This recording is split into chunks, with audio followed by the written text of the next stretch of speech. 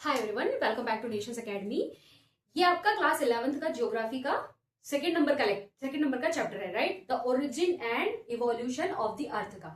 और ये सिर्फ 10 मिनट का, ये आप स्क्रीनशॉट ले लीजिए, ये सिर्फ 10 मिनट का आपका रिवीजन लेक्चर है। ओके, फुल लेंथ लेक्चर देखने के लिए, फुल एक्सप्लेनेशन के साथ देखने के लिए आप दूसरे वीडियो, आप इसी प्लेलिस्ट में, इसके ऊपर वाले सारे वीडियोस में आप देख सकते हो। मैंने पार्ट बाय पार्ट्स आपके सारे करवाए हैं। ये सिर्फ रिवीजन लेक्चर्स है उनके लिए जिन्होंने पूरे लेक्चर्स देखे हैं। फर्स्ट थिंग वो, सेकंड थिंग उनके लिए जिनको पता है, चीजें पता है, जस्ट एक रिवाइज करना चाहते हैं तो देख लो। नेबुलर हाइपोथेसिस किसे कहते हैं? Planets formed from a rotating cloud nebula, जिसको कहते हैं around the young son. Nebular hypothesis सबसे पहले तो जान लो किसने दी थी? इमैनुअल कांट ने और आपके लाप्लास ने। इन्होंने मिलकर नेबुलर हाइपोथेसिस वाली थ्योरी दी थी। हाइपोथेसिस है वो, राइट। तो हाइपोथेसिस का मतलब पता है ना? हाइपोथेसिस मतलब कि आप अनुमान लगा रहे हैं और फिर आप बता रहे हैं, राइट। तो प्लेनेट मतलब एक रोटेटिंग क्लाउड जो होता है, प्लेनेट उससे बनते हैं। और ये कहाँ बन रहे हैं? ये यंग सन के अराउंड बन रहा है। यंग जो सन है, जो अभी बनना शुरू हुआ है, वो वाला जो सूर्य है उसके इर्द गिर्द घूम रहे हैं। The big bang theory, the universe. अब बिग बैंग थ्योरी क्या कहती है? The universe began from the tiny hot dense state and has been expanding ever since. इससे पहले, द बिग बैंग से जस्ट थोड़े समय पहले द एक्सपांडिंग यूनिवर्स थ्योरी आई थी। ओके, एडविन हबल की एक्सपांडिंग यूनिवर्स थ्योरी में उसको फर्दर मॉडिफाई करा है और द बिग बैंग है, ये आज के समय में सबसे सुटेबल मानी जाती है ये थ्योरी को। ठीक है, कैसे बता रहे हैं, इसमें क्या बोल रहे हैं कि जो एक टाइनी पार्टिकल है वो बहुत हॉट और डेंस है, राइट। बहुत हॉट और डेंस और बहुत टाइनी है, बहुत एक्सट्रीमली टाइनी और एक्सट्रीमली हॉट और डेंस है। वो एक्सपांड होता है, ठीक है। वहां से यूनिवर्स बिगिन हुआ, वहां से यूनिवर्स का बनना शुरू हुआ। फिर आता है नेबुला। नेबुला किसको कहते हैं? A giant cloud of gas and dust where stars form. Nebula उसको कहते हैं कि एक बादल है, जो बहुत बड़ा बादल है, जो गैस का और डस्ट का मिलकर बना हुआ है। गैस कौन सी है यहाँ पर? हाइड्रोजन और हीलियम। आपने लेक्चर सुने होंगे, पढ़े होंगे, तो आपको पता होगा आपको ये कि गैस कौन सी है। हाइड्रोजन हीलियम की बात कर रहे हैं अपन यहाँ पे, ठीक है। और डस्ट का बना हुआ है, जिसमें क्या स्टार्स बनते हैं।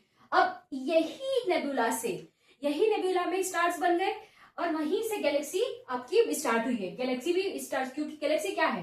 वास्ट सिस्टम, मतलब vast group containing billions of stars. आया समझ में कि बिलियंस ऑफ स्टार्स अगर साथ में है तो वो गैलेक्सी कहलाती है, राइट। आकाशगंगा जिसको कहते हैं, आकाशगंगा तो हमारी गैलेक्सी है ना, वही।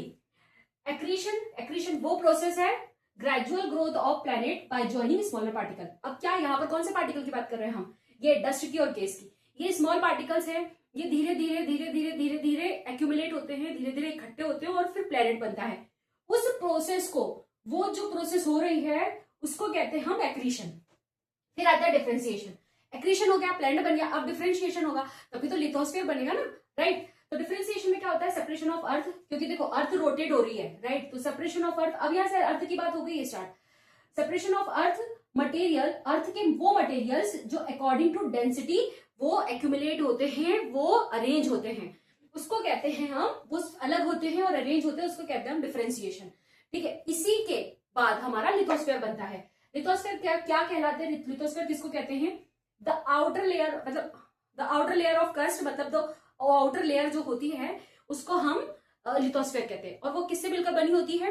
पूरा आपका क्रस्ट होता है और अपर मोस्ट लेयर ऑफ आपकी मेंटल होती है, मतलब जो दूसरे नंबर की मध्य की जो आपकी पोर्शन है, आपका मिडिल पोर्शन जो है अर्थ का, उसकी सबसे ऊपर की परत से मिलकर लिथोस्फीयर बनता है। फिर डीगैसिंग पे आते हैं। अब लिथोस्फीयर बन गया, अब वॉल्केनिक इरप्शन होगा और डीगैसिंग स्टार्ट होगी। जो वॉल्केनिक इरप्शन हुआ उससे निकलने वाली जो गैसेस हैं अर्थ के अंदर से, वॉल्केनिक इरप्शन अर्थ के अंदर से वॉल्केनिक इरप्शन होता है ना, तो उससे निकलने वाली जो गैसेस हैं वो जब रिलीज हो रही है एटमॉस्फेयर में, उस प्रोसेस को कहते हैं हम डीगैसिंग। और ये किसके थ्रू होती है? वॉल्केनिक एक्टिविटी के थ्रू होती है। अब ध्यान से यहाँ पर सुनना, यहाँ पर एक चीज और होती है। अब ये एटमॉस्फेयर क्या, ये गैस बाहर आ गई, वॉल्केनिक एक्टिविटी हुई, इसमें क्या क्या बाहर आया? आपका गैसेस बाहर आई और आपकी वाटर वेपर बाहर आई। इस बात को ध्यान से समझ लो, वाटर वेपर बाहर आई, गैस बाहर आई। अब इससे पहले जो आपका पुराना एटमॉस्फेयर था हाइड्रोजन और हीलियम वाला, वो अर्थ की वेव्स के कारण, अर्थ की बहुत तेज किरणों के कारण वो धीरे धीरे कम हो रहा है। और यहाँ पर वो कौन सा एटमॉस्फेयर बन रहा है हमारा, जिसके अंदर हम लाइफ सस्टेन करते हैं, जिसके अंदर हम सस्टेन करते हैं, लाइफ सस्टेन कर रहे हैं। जीव जिसके ऊपर आ सकता है वो एटमॉस्फेयर यहाँ से बनना शुरू होता है। आ गया समझ में? अब ये वाटर पेपर भी निकली, वाटर पेपर निकली इसके साथ, तो वो जो वाटर पेपर निकलेगी वो कंडेंस होकर ऊपर जाएगी, वो ऊपर जाएगी, कंडेंस होगी, क्लाउड बनाएगी, और क्लाउड बनाकर रेनफॉल होगी। अब रेनफॉल हुई तो उससे क्या बना, हाइड्रोस्फीयर बना, मतलब ओशियन बना।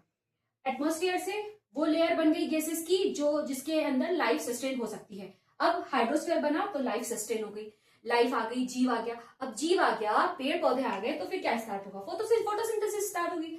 फोटोसिंथेसिस में क्या होता है कि जो ऑर्गेनिजम्स होते हैं, ठीक है, कौन से ऑर्गेनिजम्स, जो हमारे प्लांट ऑर्गेनिजम्स होते हैं, वो अपना खाना बनाते हैं सनलाइट को यूज करके। खाना बनाया और उसमें जो रिलीज करते हैं वो गैस रिलीज करते हैं, और वो कौन सी होती है, वो ऑक्सीजन होती है, मतलब वो प्राणवायु होती है हम लोगों के लिए, हम जीवों के लिए, सिर्फ हम नहीं, एनिमल्स के लिए भी। ये पता होगा आपको, नहीं पता होगा तो बताऊंगी आगे, तो टेंशन वाली बात नहीं है। ठीक है, ये समझ में आ गया? आई होप आपको इतना तो समझ में आ गया होगा। पढ़ रखा है तो बिल्कुल समझ में आ जाएगा। स्क्रीनशॉट आप ले लो और मुझे जस्ट चेक करने दो, क्योंकि ये सिर्फ 10 मिनट का है। बहुत बढ़िया, अभी 6 मिनट हुए हैं क्योंकि इसके बाद मुझे एक छोटा सा शॉर्ट में आपको वो बताना था। मैं बताना चाहती हूँ एक प्रोसेस, मतलब इसी के अंदर की प्रोसेस है वो, और मैं वो बताना चाहती हूँ।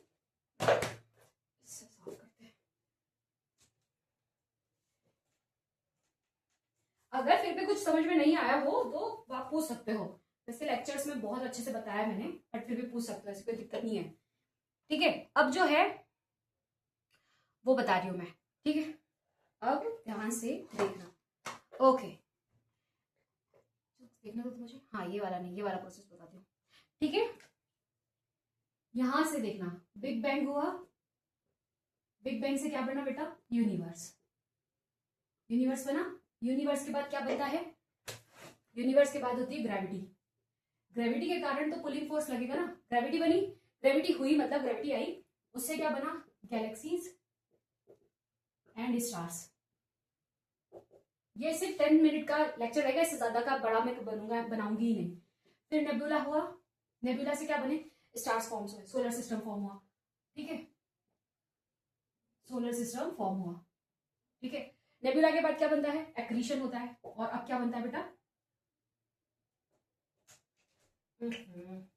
एक्रीशन हुआ, एक्रीशन के बाद क्या बनता है बताओ, एक्रीशन प्रोसेस में क्या बनता है, प्लैनेट्स बनते हैं।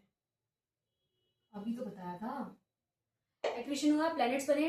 अब अर्थ बनने लगी भाई 4.6 बिलियन ईयर को, और 13.7 बिलियन ईयर को ये हुआ, पता होगा, पता है ना।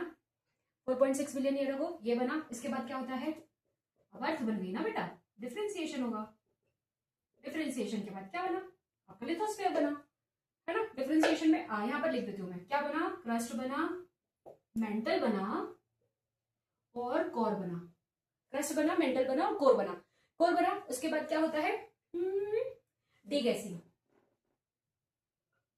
डीगैसिंग हुई, डीगैसिंग से क्या बना, एटमॉस्फेयर बना। एटमॉस्फेयर बना, एटमॉस्फेयर के बाद क्या होता है, कूलिंग होती है। कूलिंग से क्या हुआ, रेन हुई।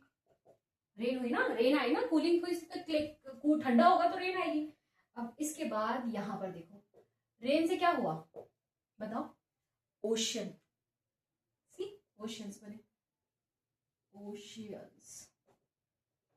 ठीक है, ओशन बने, ओशन के बाद क्या हुआ, केमिकल इवोल्यूशन हुआ। हाँ, केमिकल इवोल्यूशन ही हुआ, केमिकल इवोल्यूशन मतलब life, life I. Okay, life I, उसके बाद फोटोसिंथेसिस हुई।